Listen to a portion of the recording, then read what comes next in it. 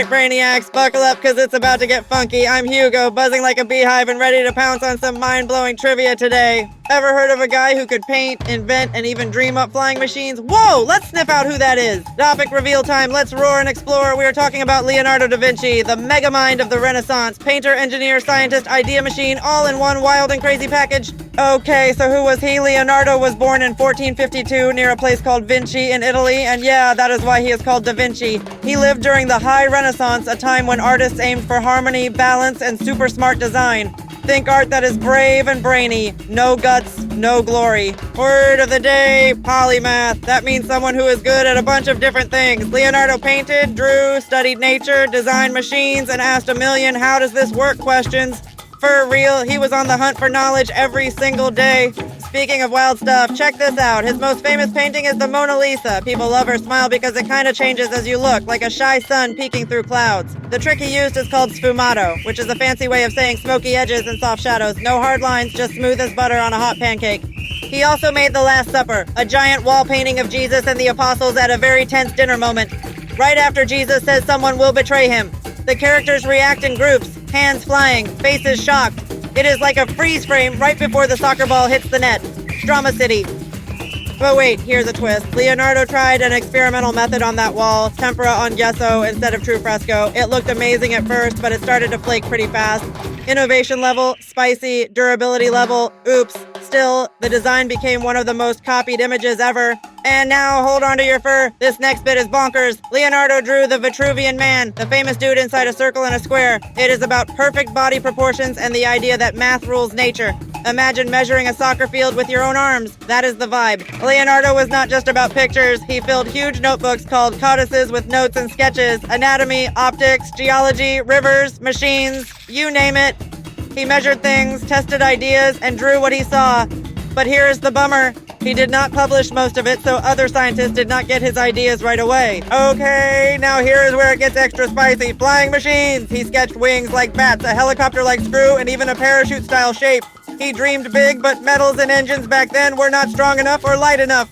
So his skies stayed mostly on paper. Still, that imagination was soaring. He also designed an armored fighting vehicle, a double-hulled boat for safety, and ways to use concentrated sunlight. Many grand designs were too ahead of their time, but some small workshop tools did get made, like an automatic bobbin winder and a device to test how strong wire is when you pull it. Tiny machines, huge help. A hydro time, water nerds unite. He mapped cities and valleys super accurately, like Imola, and studied rivers to plan canals, dams, and flood control. He even suggested making the Arno River better for travel.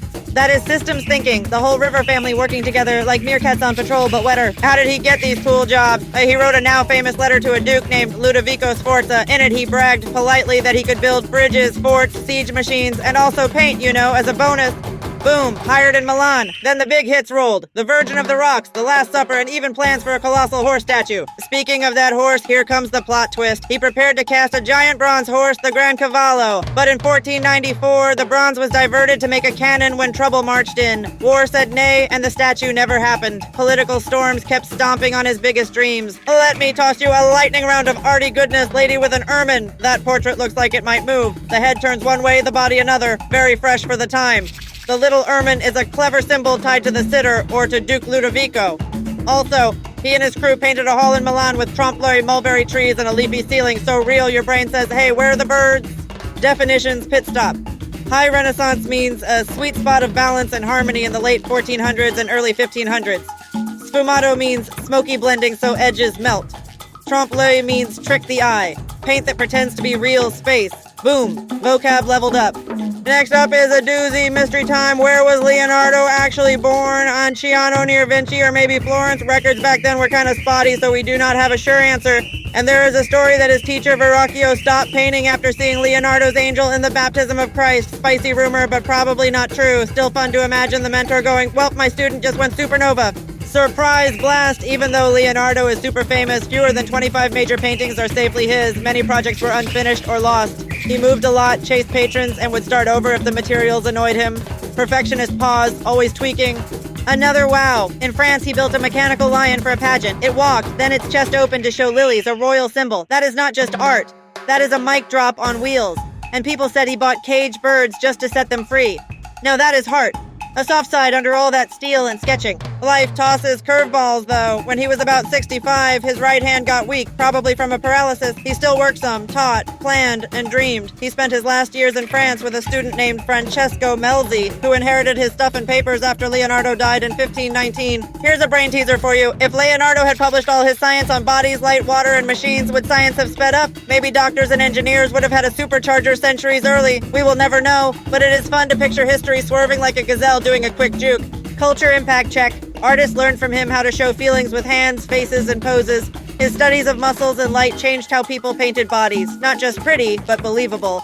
His ideas about math and nature became symbols everyone knows. That circle and square guy might be the most famous doodle ever. Wild market moment. A painting called Salvator Mundi linked to Leonardo sold for a record Shiver Me Timbers price in 2017. Some experts debate how much of it he painted, but the buzz shows how powerful his name still is.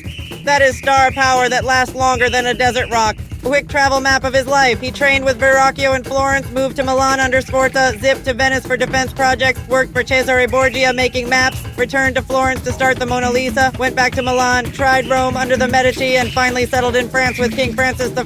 That is more moves than a breakdancing baboon. Okay, switching rivers. Imagine this with me. I am Hugo, tiny assistant badger with a teeny tool belt.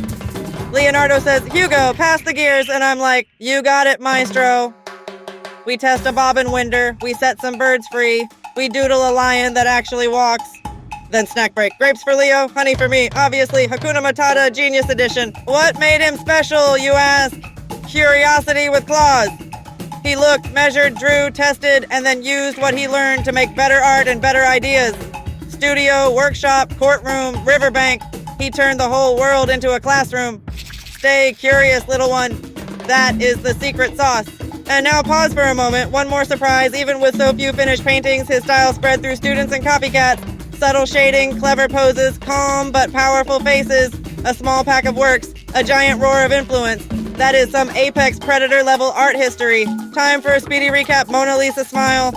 Smoky Sfumato, Last Supper drama, new technique that aged fast, Vitruvian Man, math meets muscles, notebooks full of science but not published, flying dreams, water plans, clever tools that really help, big horse blocked by war, mechanical lion, bird rescue missions, and a final chapter in France under a king who admired him. Okay, I am buzzing like a beehive of knowledge. Next up, I am itching to sniff around another Renaissance giant, Michelangelo. Different style, big ideas, sometimes competing paths. Let's see how their genius tracks line up and diverge. Oh, that was a wild ride. Leonardo's unfinished projects are perfectly perplexing, but like in the best way.